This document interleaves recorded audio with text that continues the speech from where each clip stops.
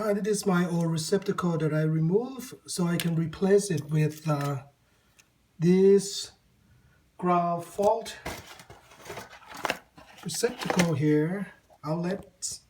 Sometimes I saw some videos that sometimes uh, you know, depending, but you don't have to cut. I saw a lot of people, you know, when they're removing the old receptacle, they would cut wires here, but actually you don't need to. Let me show you how easy to release the old wires from the old receptacle. There's, sorry for the shakiness, next to where the wire is, there's a little hole here, spot here where you can press a little Phillips, well, flat screwdriver in here, push it down and to release the wire. So let me see so you push it in there.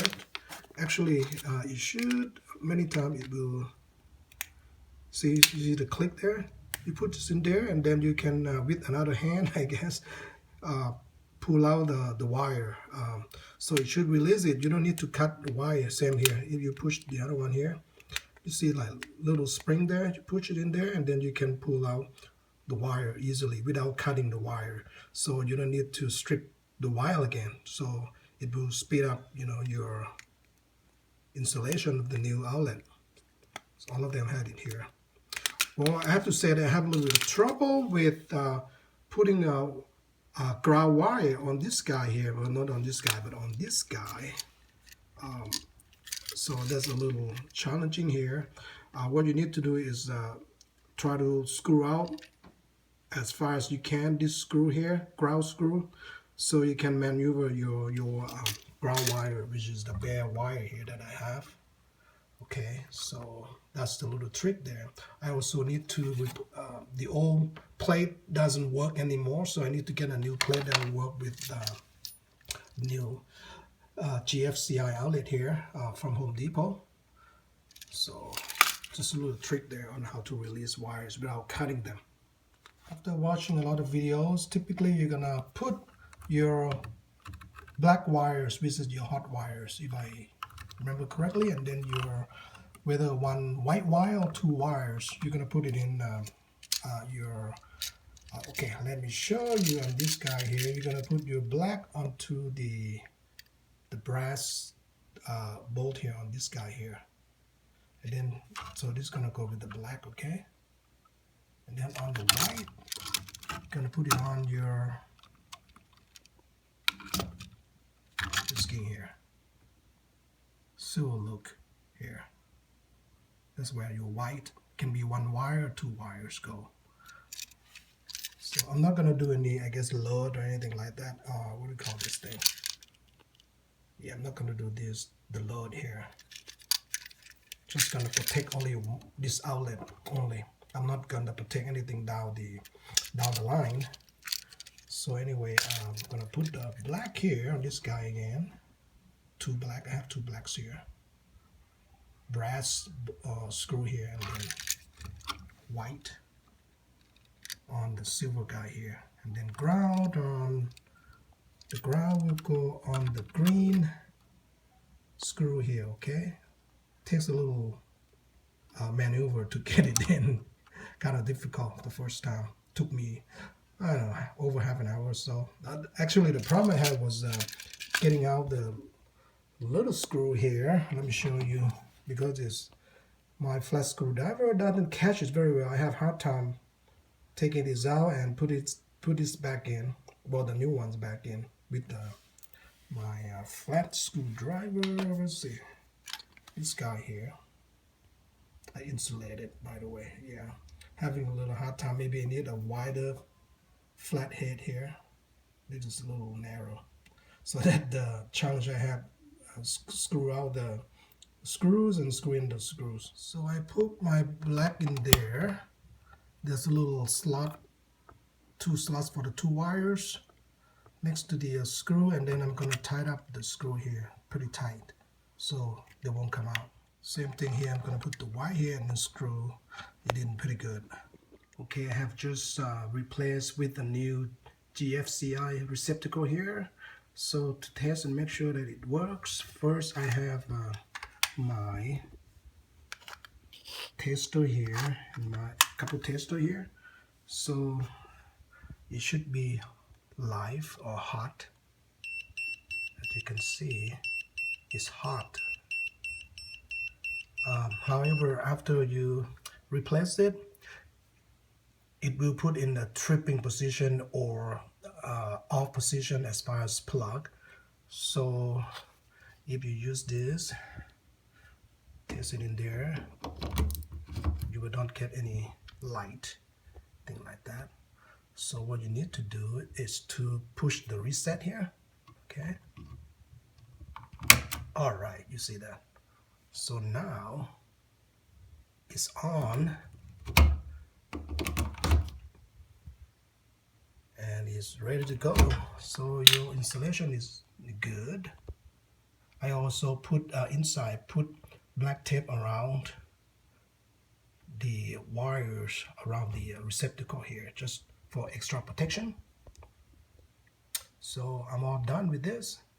Thank you for watching. Just to share a little bit of experience trying to remove a lot of these receptacles out.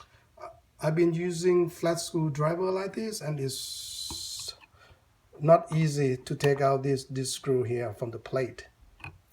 I have to remove this. So instead, I found it better to use cordless screwdriver. It is much more efficient.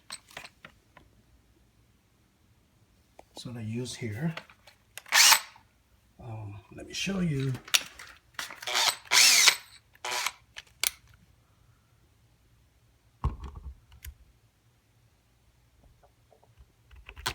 Just take it easy. You see how easy it is to come out. That's it.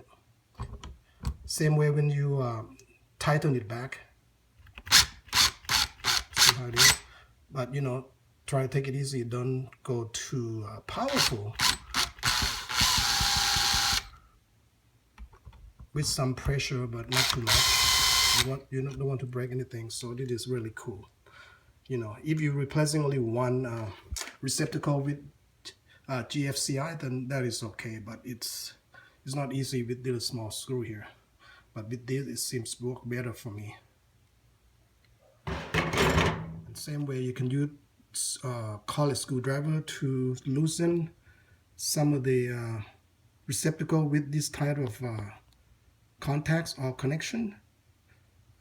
The new ones just go in, you know, they go straight into a couple slots, but it is the old one. I don't like this kind of a hook. It's not easy to do and take out, you know, so I'm gonna basically use this to completely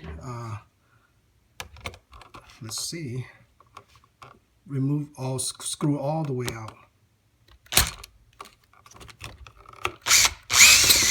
like that. Okay, so you see it's completely out. You don't have to like wiggle the wire out, which is a pain sometimes. So I'll do the other one here. Oh, well, you get the idea. There you go. See how the wires are out? You don't have to wiggle out. Just pull it out and straight them to put them in the new receptacle, which is you have to straight the wires out. All right.